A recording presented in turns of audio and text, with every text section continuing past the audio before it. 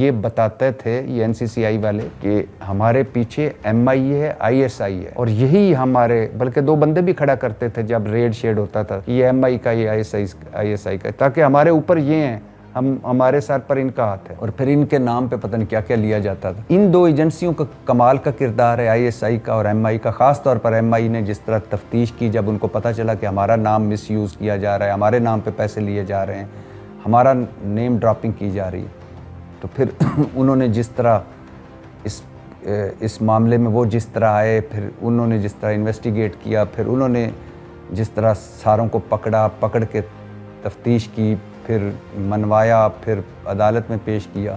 یقین کریں اگر یہ ایجنسیاں پیچھے نہ ہوتی تو اب تک وہ سارے چھوٹ کر دوبارہ عہدوں پر آ چکے ہوتے. تو دکھ ہوا, تکلیف ہوئی ڈکی بھائی کی کہانی سن کر, اور کہانی کا بلکہ 5% سن کر, اور جو اس کی ذہنی حالت تھی, جو اس کی باڈی لینگویج تھی, اور جس طرح وہ بیان کر رہا تھا. یقین کریں میں پھر وہی فکرے دہراؤں گا کہ میں اسے سن رہا تھا اور میں حیران ہو رہا تھا کہ اتنی ناانصافی, اتنا ظلم, اتنی اندھیر نگری. اب میں کیسے بیوقوف بنا یا میری انٹری کیسے ہوئی؟ ہوا یہ کہ جب یہ ڈکی بھائی گرفتار ہوئے تو اس کے بعد اس نے ایک پوڈ کاسٹ میں اس کو بغیرت کہا. تو سرفراز چودھری نے کہا ڈکی کو بلائیں. تھوڑی دیر بعد ہتھ کڑی لگی ہوئی, ڈکی اندر داخل ہو گیا. میں ڈکی کی طرف دیکھ رہا تھا. میں نے بھی پوچھا کہ آپ کو مارا ہے؟ اس نے کہا نہیں.